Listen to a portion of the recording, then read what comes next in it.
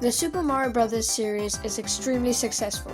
It has sold over 300 million copies and is very fun to play. So many different people play the game, make ROM hacks, speedrun the game, and much more. People played these games growing up and still play it today, and the games still seem to be relevant even to this very day. So then why?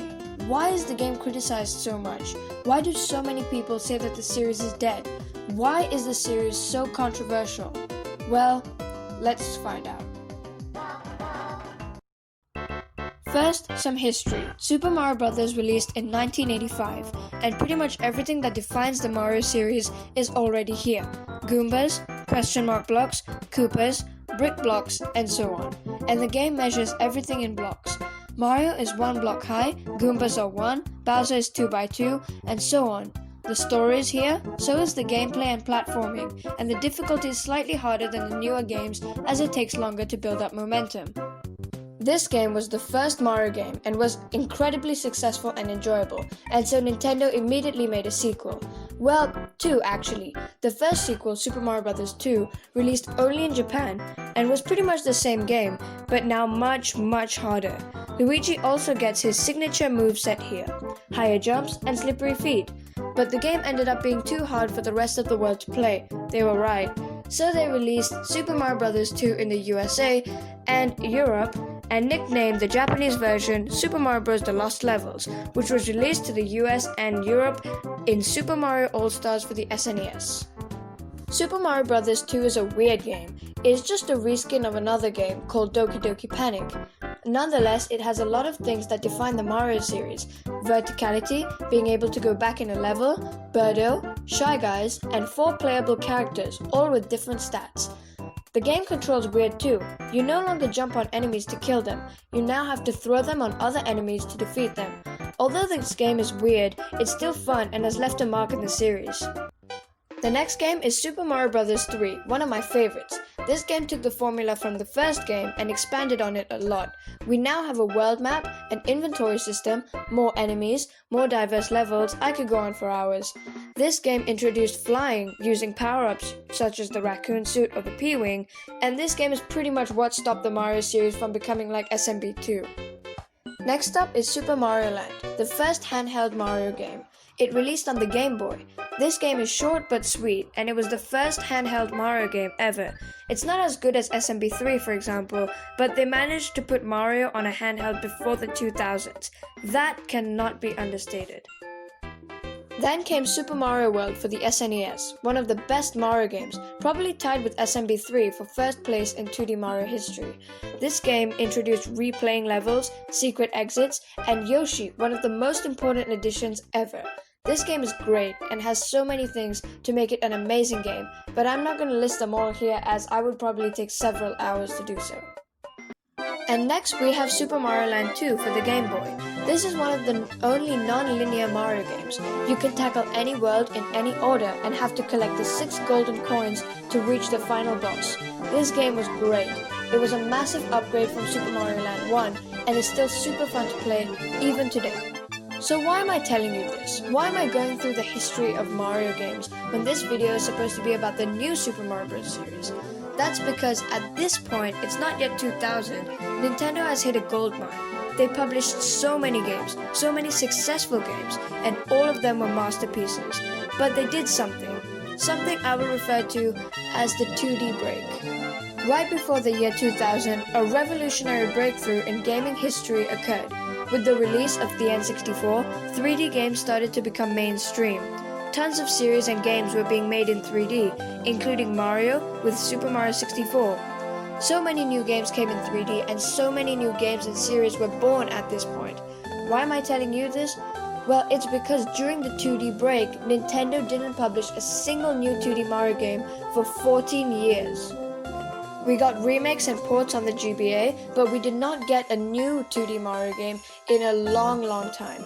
And then, just when it seemed like the series was dead, New Super Mario Bros. Came out on the Nintendo DS. This game single-handedly revived the series. It came as a savior to Super Mario Land 2, the true successor. Now with better graphics and sound, along with more color and levels, the level design is also improved slightly. There's even a multiplayer mode here, Mario vs. Luigi, one of the best multiplayer modes ever. Some of Mario's 3D moves also came here, such as wall jumps, triple jumps, etc. This game truly was the definitive Mario game at the time. Then, New Super Mario Bros. Wii came out. As a direct sequel to New Super Mario Bros. DS, it brought back the Mario series to home consoles, along with 4-player simultaneous multiplayer. This game kept me and my friends going for years. It's that good. At that point, it felt like the series was back, alive and kicking. Then New Super Mario Bros. 2 came out, with the theme being collecting 1,000,000 coins. It was not that innovative, but at least it was a fun little idea, and I gotta say, I had a lot of fun with it. And then New Super Mario Bros. U came out on one of Nintendo's least successful consoles, the Wii U. I'm pretty sure you can see where this is going. This is where people started to get fed up with the series. Although New Super Mario Bros. U was pretty much the perfect Mario game at that point, its response was not huge like pretty much any other Mario game from before. It felt underwhelming, unoriginal, the players needed more variety, so Nintendo did what they had to do. Release support of New Super Mario Bros. U to the Switch. At the time New Super Mario Bros. U Deluxe came out, the players were more disappointed than they could ever be in Nintendo. They did not want a port of another repetitive game. They wanted something new. And as a side note, New Super Luigi U is also a nice game, but they didn't feel new or fresh to anyone. This leaves us with the question, why? And I think I found the answer. See, compare Super Mario Bros. To Super Mario Bros. 2, to Super Mario Bros. 3, to Super Mario Land, to Super Mario World, to Super Mario Land 2. You can clearly see the differences among these games, but compare the new Super Mario Bros. Games to each other. Yeah, you can see how we were fed up. The graphics were the same, the music was very similar, the level design was innovative, but repetitive. It was getting old, really fast. And plus, with New Super Mario Bros. U Deluxe coming out, right when people wanted something new, that just seemed to make things worse. The themes were repetitive, grass, water, ice, rock, beach.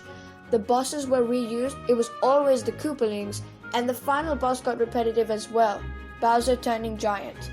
I miss New Super Mario Bros. DS and its fun and creative bosses, but from New Super Mario Bros. 2 onwards, the magic had faded away pretty fast. This is why the New Super Mario Bros. Series is heavily criticized and controversial. The games are great, amazing even, they're fun, the level design is great, the music is catchy, but the problem is the issue of time. When New Super Mario Bros. DS came out, the response was huge and it really felt like the series had been dug out of its grave, but now it feels like the series is dying again. I love the series, but it's just sad to see it die like this. However, I really want to defend the series for one thing, something that is really easily overlooked. I want to talk about why it is that Nintendo may not be able to provide a fresh new experience to fed up players of the series. Before, when technology was very limited, like the NES, SNES or Game Boy, so many compromises had to be made, the most apparent of which is in the form of the graphics, 8-bit sprites and pixel art. It has a sort of charm to it, and at the time, it was all the developers could really do. The characters could not resemble real-life people because of the graphical limitations of older systems, but now they can, as in HD or 4K, you can have extremely realistic graphics, including virtual reality for a truly interactive experience. This all explains why the older Mario games all look so different from each other, because they couldn't make Mario look realistic, so they had to work with what they had and make what they could. But now, with new technology and stuff, they can make video game characters look more realistic and more appealing to a wider audience of today. They simply cannot alter Mario's design in the form of 8-bit or 16-bit styles, because that would probably be at the risk of losing customers who would prefer real-life graphics and not so much low-poly or 8-bit styles. The same can be said for the music as well. 8-bit music is also great, but they would much rather have high-definition sound that really fits the atmosphere of the games and scenarios. They simply cannot downgrade from their current position. But I think I have a better idea. An idea to give a fresh new experience to all players everywhere, but not at the cost of losing new customers or modern gamers. Super Paper Mario is a Paper Mario RPG game, but most of it is in 2D and has a lot of platforming segments and classic 2D Mario fun. I recently saw someone making a fan pic of a Super Paper Mario style in Super Mario Maker 2. If Nintendo could make a normal Paper Mario game with a Paper Mario art style and probably the same physics and gimmicks as Super Paper Mario, I'm sure that people would be flocking to stores to buy this game. A true sequel to Super Paper Mario, but a normal Mario game nonetheless. That would be the perfect way to not only revive the series, but also attract new players and lift the spirits of the new Super Mario Bros. Players who have only been dreaming of such a thing.